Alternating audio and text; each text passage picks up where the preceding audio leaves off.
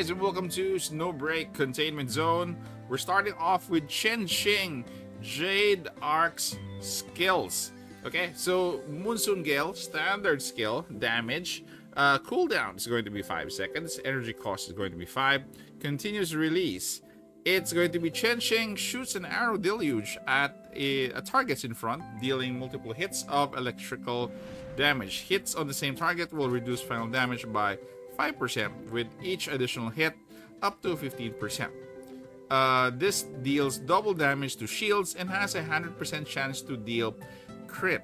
Take note, that is why we have to build her with crit damage later, and can be affected by bonuses to ballistic damage, hipfire, ballistic damage, and target ballistic damage taken.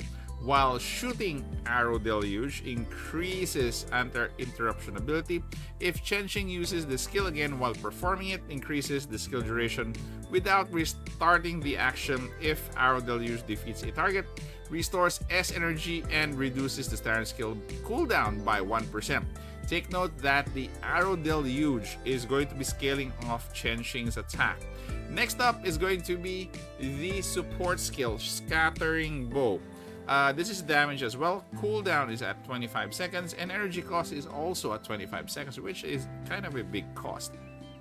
Chenxing fires an arrow towards the sky, creating a thunderfall arrow in the air. Lasts for 8 seconds, shooting a lightning leaf at a random location every 0.5 seconds. Upon contact with the ground, lightning leaf forms a shock grid, dealing 1 instance of electrical damage to targets within every 0.5 seconds. Shock grid lasts up to 3 seconds. Shock grid damage per instance is 35% of Chenxing's attack. Again, guys, take note that this is going to scale off her attack.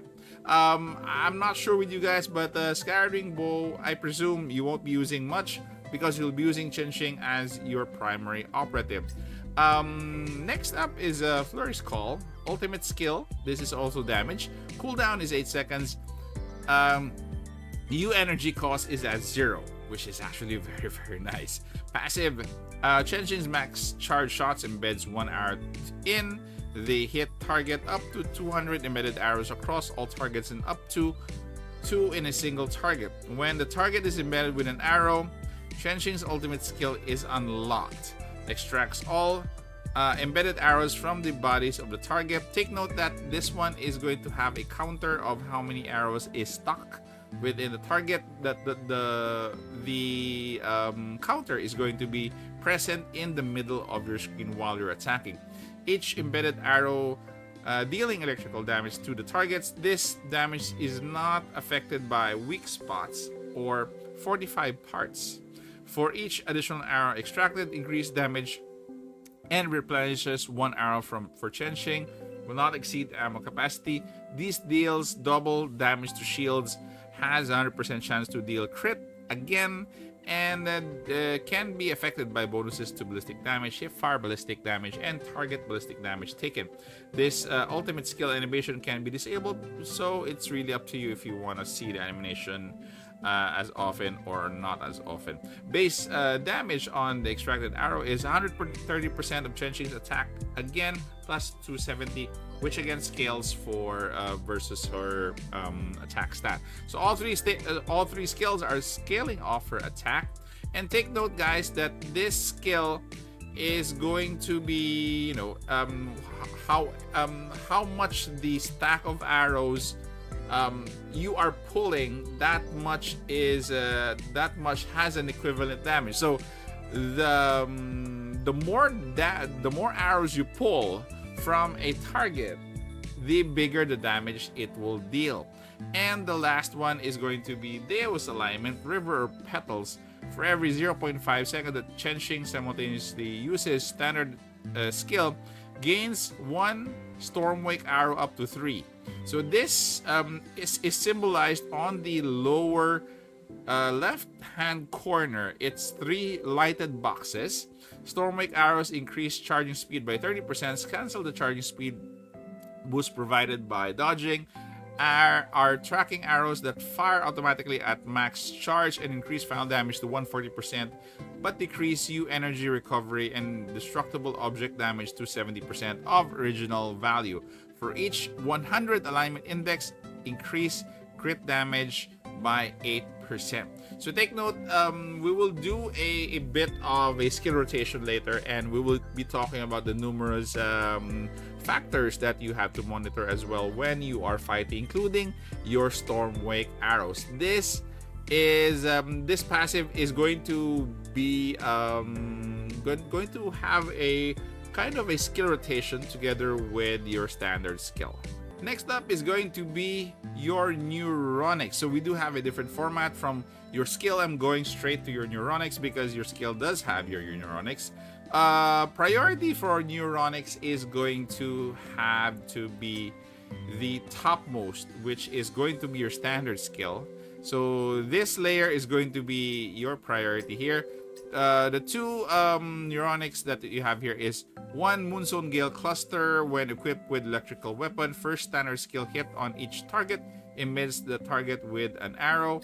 And this one, the second one, when equipped with electrical weapon, for every different target hit, decreases standard skill cooldown by 0.33 seconds. Each target has a can trigger this effect only every 0.5 seconds. So that is your first priority, the first level on the top, which pertains to your standard skill. The next priority is going to be at the bottom, which is going to be your ultimate. So when Chenxing's ultimate skill is unlocked, increase her reload speed by 50%, and when equipped with an electrical weapon, dealing damage with a max charge shot, decrease ultimate skill cooldown by 1 second. So any of the two, whether standard skill or ultimate skill, you can actually unlock. So again, the sequence is going to be standard skill first, next is going to be ultimate skill, and the last is going to be your support skill. So your support skill is Scattering Blow. When Shock Grid deals damage, inflicts target with paralyzed for 1 second. Each target can be inflicted with paralyzed by Shock Grid up to once every 4 seconds.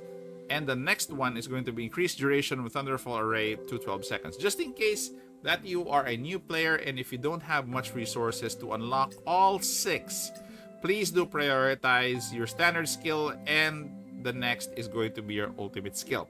So you can actually leave the support skill behind, especially if you lack the resources, because I doubt if you'll be using Chenxing Jade Arc as a support character for your team. Next up is going to be for her manifestation.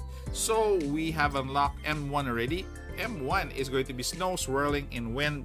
When Flurry's Call extracts embedded arrows, if target has 4 or more embedded arrows, increase final damage dealt by 30%. This is big.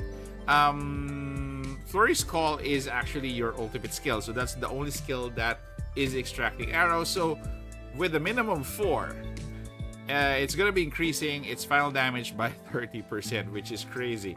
Next, for M2, Moss Glistening in Rain. When equipped with an electrical weapon, each time Monsoon Gale deals damage to target, also decrease its defense by 1% for 5 seconds, up to 20%. This is Monsoon Gale is actually your standard skill. So for each time Monsoon Gale deals damage to target, also decrease its defense by 1%. So it's going to be a barrage of arrows. Definitely you're going to be reaching 20% easy. So more or less, this is another add-on because it decreases the defense of your target. Next up is going to be your M3. Reads Chirping with Song. This is a passive skill, an additional passive skill for every embedded, every arrow embedded in target. Chenxing ignores 5% of the target's electrical resistance and damage, dealing damage to it up to 15%. So 3 arrows is not going to be a problem, I'm sure, and 15% decrease and electrical resistance is actually huge. So this is a no-brainer as well. M4.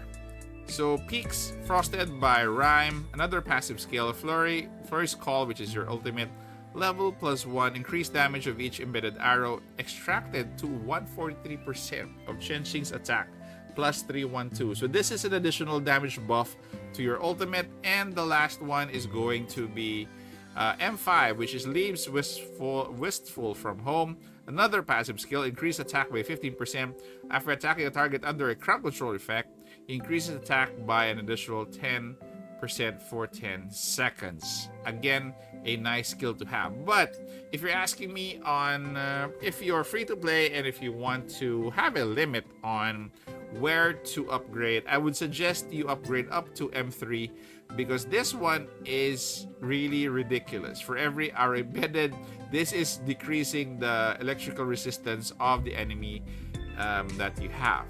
So again, if you're on a budget, if you don't want to open all manifestations here, go with M3 at most. But again, if you want to open up to M5, I don't think you're gonna be having a problem because Chenxing is our top ballistic damage dealer as of the moment. Okay, so next up is going to be your logistics. So your logistics for her is going to be Couplet, which is her own logistics. So it increases ballistic damage by 24%. If equipped with Chenxing Jade Arc, each time she deals a crit damage, she gains 1 stack of Peach Wood Charm for 8 seconds. Increase attack by 1.5%. Definitely this is going to be triggering because she can deal a lot of crit damage.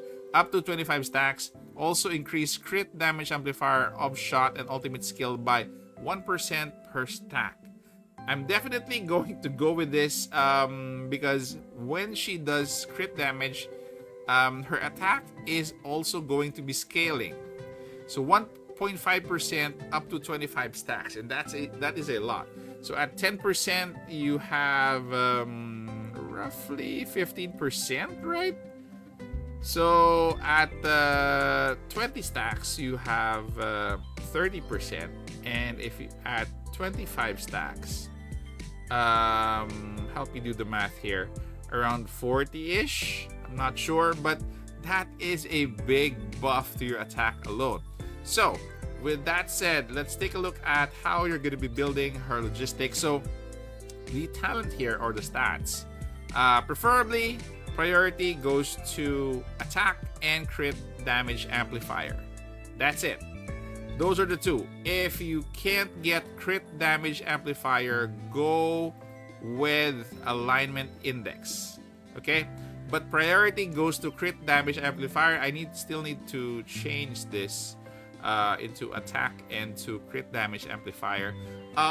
Because I just want to reference back, if you get alignment index by 90%, this is gonna be falling short of her alignment index here. So as you can see here, for every 100 alignment index, increase crit damage by 8%. So if you only have 90, I don't think you'll be able to reach 8%. So it would be better for you to more or less have a flat stat higher than 8%, like crit damage amplifier of 10% or crit damage amplifier of 9%, because that is already higher than 8, and this is fixed. It doesn't have to reach 100 alignment index for this to kick in. So again, the priority stats for your logistics is going to be attack and crit damage multiplier. Aside from that, the third one obviously is going to be electrical damage, because Chenxing is going to be dealing electrical damage. And last up is going to be her weapon. So I'm equipping her right now with her orange tier weapon. So let's change this up and let's go back to her purple tier weapon. This one, I don't want to go through the specifics. If I may compare both orange tier and purple tier at tier 5, it's gonna be close. Probably your orange tier is only gonna have an advantage of between 10 to 20% damage if your purple tier is at tier 5. Probably 10. So that is why for free-to-play, guys, I don't think you'll have a problem building Chenxing. Number one, you just have to get one copy of her. Plus, you can farm the purple tier weapon up to tier 5. You don't. The damage is still big enough, really, that she can still be at the top tier of our tier list. So more or less, she is going to be unseating somebody for ballistic damage, but we're not sure yet on who. But again, going back to the bow at tier 5, this one, the purple one, is going to be sufficient enough for free to play. Again, if you don't want to spend more, she has tremendous damage for free to play. But if you are going to go with the orange tier, definitely build her up to tier 2. This weapon, this has tremendous damage at tier 2. Way better, of course, with the purple tier. But again, this requires investment. Again, guys, if you're free to play, go with the purple tier. Tier 5 is gonna get you very close to the tier 1 of Skybreaker here. About, again, I'll repeat myself, about 10 to 20% difference for both, or as a comparison to both of these weapons. So for team options, the first on my list definitely is going to be Ichel. I noticed that Chenxing Jade arc seems to be kind of squishy, that she loses HP quickly. So that is the only con perhaps in her kit, and I would highly advise that you pair her with Ichel.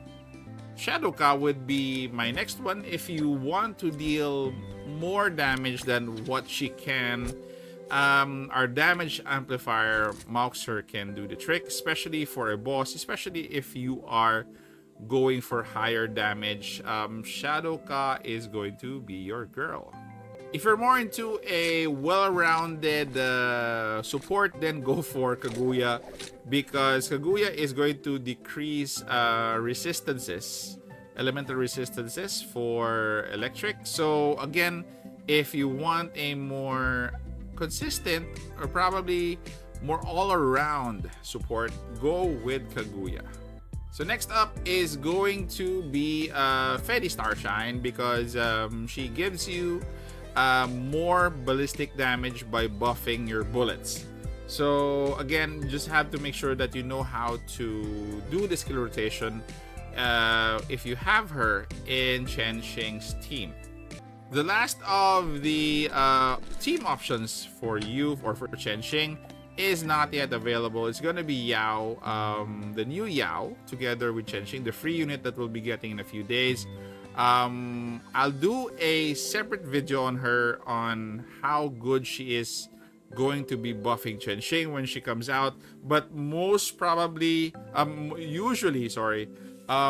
when pairs come out, the support unit or the free support unit usually is the best buffer for the unit that is being summoned, namely Chenxing. So both Yao and Chenxing will definitely be more of a pair and will have more synergy versus the other support options.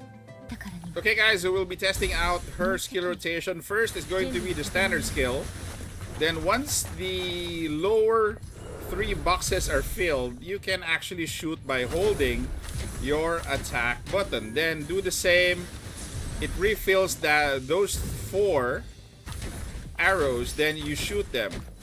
Standard skill again. As you're doing that cycle, the arrows that attach to the enemy actually are going to have stacks. As you can see in the middle, we have 16 stacks now. So we do have to create stacks. So both your standard skill and your attack can create stacks. Don't forget that. So as you reach 20 or up, you can actually pull those arrows and use your ultimate skill. There you go. So that is a very simple sample of her skill rotation.